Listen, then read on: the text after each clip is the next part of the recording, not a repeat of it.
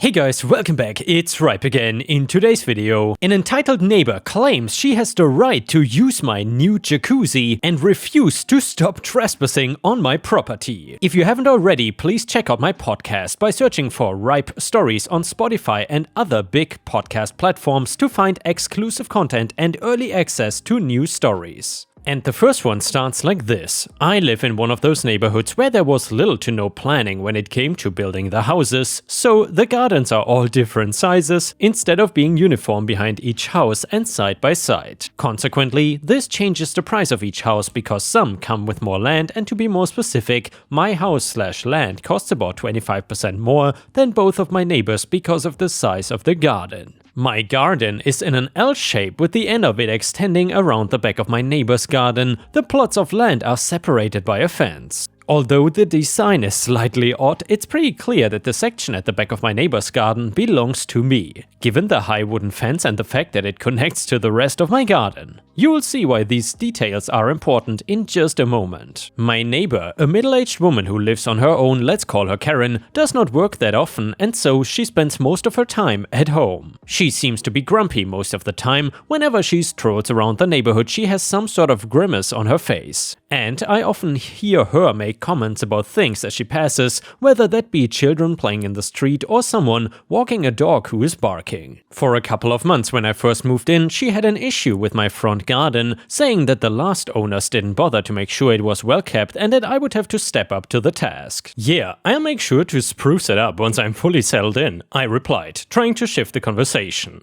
No, I don't want to wait, please do it now, she replied, crossing her arms as if she thought I would drop to the floor and begin clearing it up right away. She ended up leaving after I agreed to clear it up once I got the chance, and the next day I saw her in my front garden clearing it up herself. She'd nearly done by the time I'd gotten there, and I told her that I was really grateful for her doing it. That's when she stood up and said, I charge $50 an hour, and this took 3, so that's $150.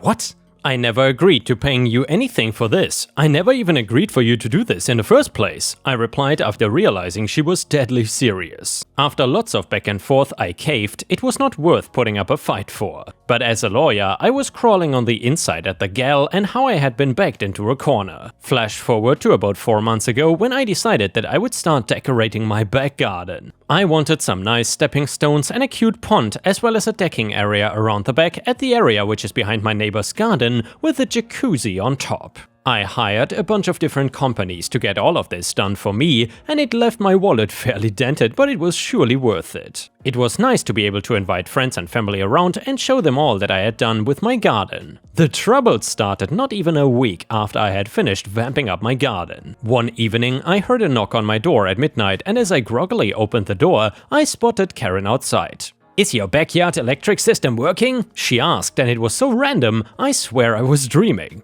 I think so, I replied, and she wandered off. I thought nothing of it and headed back to bed. And in the morning, I did not even remember the situation until later that night when I decided to go into my jacuzzi. As I was wandering over, I noticed the cover was not over it, which I'd been making sure to put on every time either myself or my family used it. I assumed maybe I'd forgotten and walked closer, only to see that the water was a musty color, which at the time I chalked up to being the product of things landing in it as the cover was off. So I spent the next hour emptying it and refreshing the water before finally taking a dip. At one point, I heard some noise coming from the other side of the fence, Karen's garden. I heard the noise get louder until it was at the fence, and then it stopped. Then I heard a sigh and a great, before I now knew was Karen, walked back inside. 2 nights later, and I wanted to use my jacuzzi again, but once more, the cover was off. This time I knew I had not left it like that and got the suspicion that my neighbor had been using it. Especially considering the weird conversation we had one night at my door and the fact that I heard her the other night while I was there, and it seemed like her plan was to come over and use it. So I decided to set up cameras, which as long as they are not pointed into Karen's property, is perfectly legal and acceptable.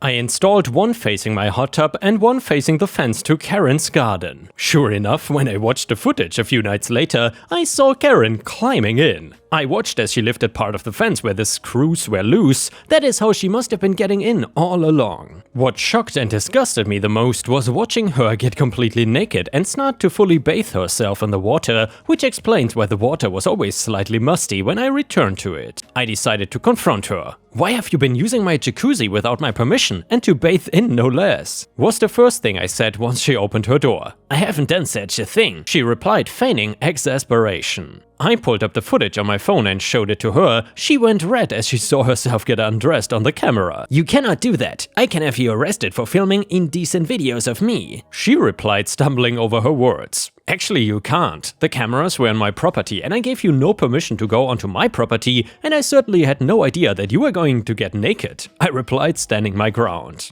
"Well, there's nothing you can do about it. It's done and I won't use it again, so you can remove the cameras," she stated, as if she thought I would believe her. "The cameras stay," I stated, and walked back away to my house. The next night I watched the cameras, and for a while there's footage of her trying to find them, and once she does, she spray painted the lenses. I smirked at the way she so easily incriminated herself. I decided to get some revenge before taking legal action. I didn't want to do anything too extreme, so what I decided to do was fill up my hot tub with fake blood, which I knew she would not notice in the dark at night. Once I had finished, I waited until night and heard as she splashed around and cleaned herself. I heard her get out and go inside, and 2 minutes later, I heard a blood-curdling scream. Then there were knocks at my door. "What did you do?" she yelled. "Wow, what happened to you, Karen?" "Oh, did you go into my jacuzzi like I said not to?" I replied with a smirk. "Listen, I own that part of your garden. I will sue you, just you wait." She turned around and strutted away in her towel. Sure enough, a few weeks later I was called to the court with her, and given that she had no grounds to stand on and that I was a lawyer, it was an easy case to win.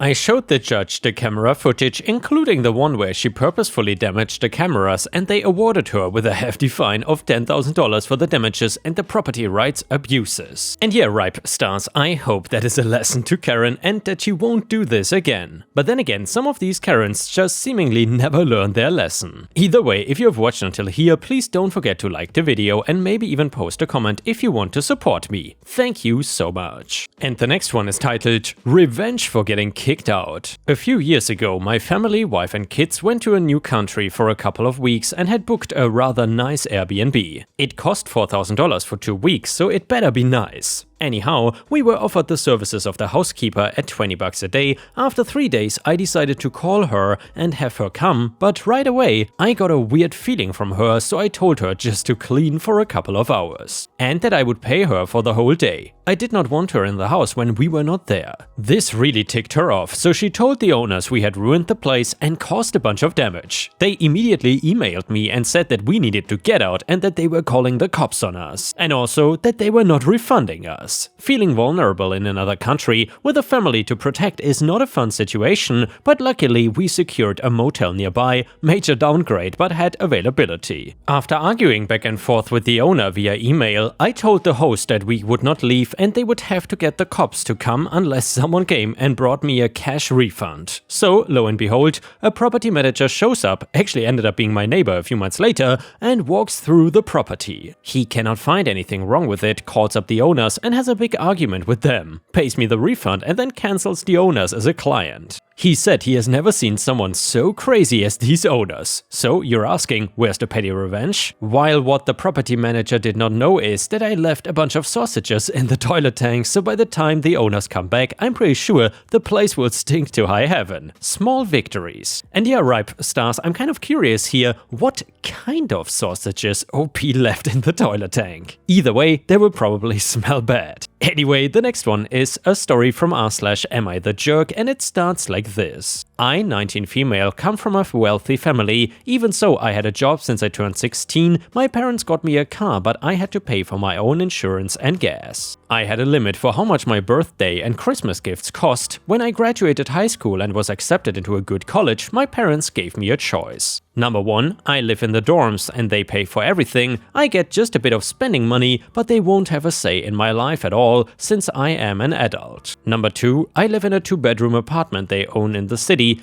Doorman, gym, pool and cleaning service, and they pay for everything, and I have more spending money. In exchange, I have to promise to keep a high GPA, no recreational drug use, no alcohol until I turn 21, and to not have any roommates. Then, when I'm a junior, the deed to the apartment transfers to my name. I accepted the second choice and it's been great. I'm an introvert, so I appreciate my space. The problem is that a friend I made in the beginning of the semester wanted to move in and I declined. She comes from a middle-class family, paying for her school using student loans, just normal. The first time she was over, she started making some tasteless remarks. Must be nice to never work a day in your life. Must be nice to have mommy and daddy wait on your hand and foot. When she wouldn't stop, I just started distancing myself from her. She has been having problems with her roommate from the get-go, but yesterday she just couldn't take it anymore. She asked me in front of all our friend group if she could move in with me. I said no, she can't. She called me an entitled trust fund baby who didn't know what the normal man struggles are and stormed off. Now all my friends say that I'm the a-hole, that I have the space and it wouldn't cost me anything. I could just lie to my parents and they wouldn't know. I disagree, but I thought better to ask because if they don't give it a rest, I'm planning to cut all of them off. I don't need that kind of negativity in my life. So, am I the a-hole Reddit? And yeah, Ripe Stars, let me know what you think about this in the comments. Do you think that OP might be the a-hole here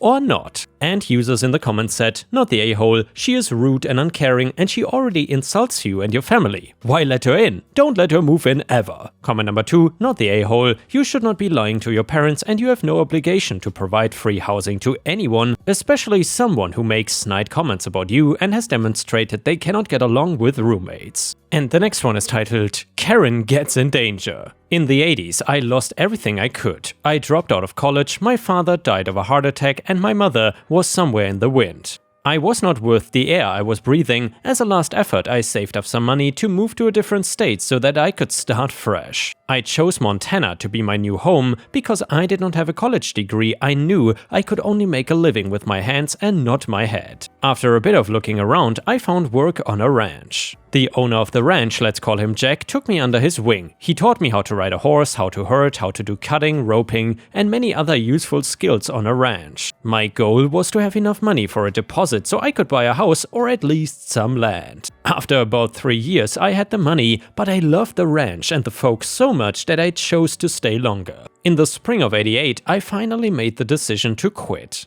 I was fully honest with Jack about what my intentions were. I told him that I wanted to buy some land to have a ranch of my own and potentially get married and start a family. Being the absolute champ, Jack offered me some contacts of people who were selling land. After some time, I chose a piece of land near Jack's ranch. I got a loan, bought the land, and in the summer, I started building my house. By winter, the house was done and it was planned that in the spring I will build a barn and some fences, corrals among others. In the spring, it was back to work and before summer started, I had nothing to do. I had a lot of time on my hands while I was waiting for all the paperwork to be done, and I was not gonna spend 2 weeks sitting on my porch doing nothing when Jack promised me that if I would ever need it, he would give me a job. Now, I did not need a job because of money, but I just did not have anything to do. So I went to my good old friend Jack if he needed some help. He said that he could use me to guide people on the tours he was offering. His ranch is not only in the cattle business, he also offers tours of the pristine nature on his property. I happily accepted the job despite me not liking people, but still, it was better than just sitting on my front porch and doing nothing. The first few days went without a problem, but then a wild Karen appeared to brighten up the day. I was just returning from a tour when I saw this Karen in the middle of the field yelling at this girl who was also a guide. I did not know the girl, but in my books, whoever makes a girl cry is an a-hole. I came over to them and in the most passive-aggressive voice I can say, I said, "Good day, what seems to be the problem?" And the Karen's wrath was now aimed at me and she yelled back, "This witch has no respect for the desires of the customer. Give me a manager now." Now, I did not expect such strong wording, but I kept my cool despite my hot-headedness and I came up to the girl who is now sobbing because this Karen was mouthing off to her pretty good and I say to her,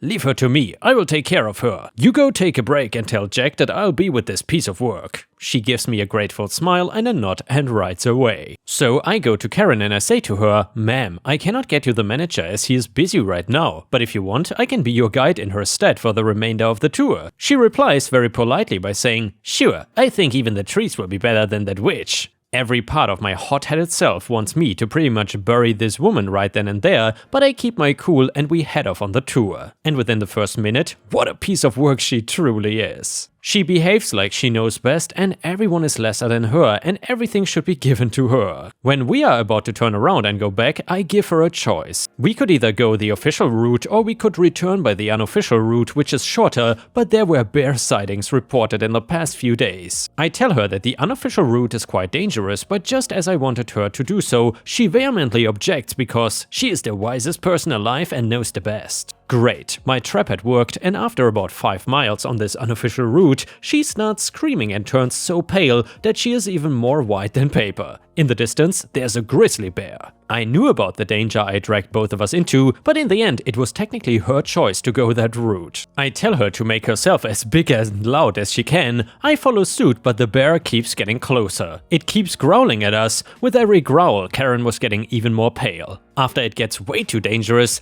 I shoot a round of my rifle and the bear gets scared and runs away into the woods. The entire ride back, she keeps yelling at me that I put her intentionally in so much danger. And yes, I will admit it was quite reckless taking a visitor into a part of the woods where there were bear sightings reported, but technically she made the decision to go that route. I stay silent the entire ride, cause I cannot keep a straight face. I was laughing manically in my head and I knew that if I looked at her, I would start laughing out loud. When we returned, she was shaking violently and was pale as ever. After I tied up her horse, she demanded that I get her the manager, and I gladly point her to the little building in the distance and she storms off. She starts yelling at Jack and I can see that Jack is trying his hardest not to break out laughing. I could hear that she was demanding that I be fired, but the neat part was that I was not an employee of Jack's. I was doing it as a favor for a friend and thus I could not be fired. After the Karen's tirade ends, Jack comes to me laughing like a kid and he asks me, "How did you even come up with that OP?"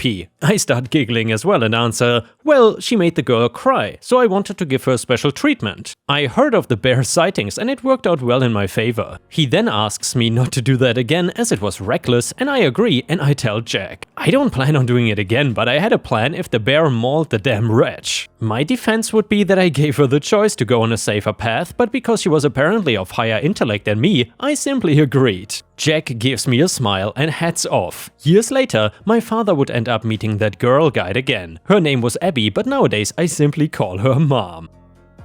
And the next one is titled, I Got Superb Petty Revenge. My front lawn basically consists of 2 rectangles with a sidewalk down the middle. To the east is a street as I am on a corner lot, and to the west is my neighbor's driveway. I have a line of Texas heather running down my property line as my property actually stops about a foot before you get to the edge of my neighbor's driveway. Well, because I do have some grass on the other side of my hedge and I have to mow that anyway, I also go ahead and mow all the way up to my neighbor's driveway. All they have to do is edge their drive with a string trimmer and blow the grass off the concrete. They almost never mow anyway and their yard is 90% weeds, so it is not like they care. Cut to, haha, pun, last month, I do my mowing thing and over comes the neighbor. So, when you mow your yard, you don't finish the edge on my driveway like you do all your edges, and you also leave grass all over my drive. I think you should just go ahead and be an adult and finish it, and you should cut it lower anyway, so it doesn't get so tall so fast.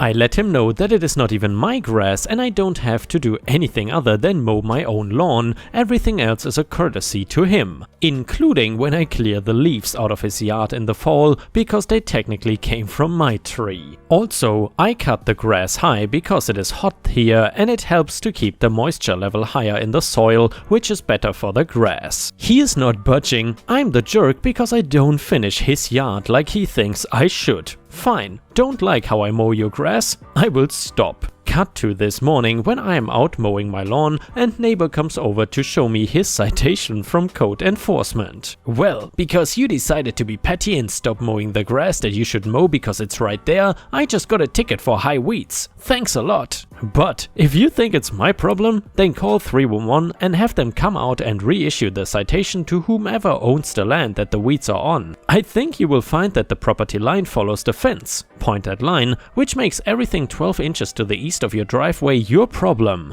You did not like how I was doing it, so I stopped. So pay your ticket and mow your lawn. Or get another ticket. And yeah, ripe stars, I really don't understand these people who cannot appreciate when someone else does something for them that they don't even need to do, only to then demand from them to do even more. I guess that is part of being an entitled person that I cannot really appreciate and understand simply because I am not one of them. And with this, we have reached the end of the video. However, if you cannot get enough of my content, please check out my endless playlist where you can find thousands of hours of content. In addition, please don't forget to subscribe to my channel to not miss any of my daily uploads. Thank you so much in advance, and I hope to see you again tomorrow.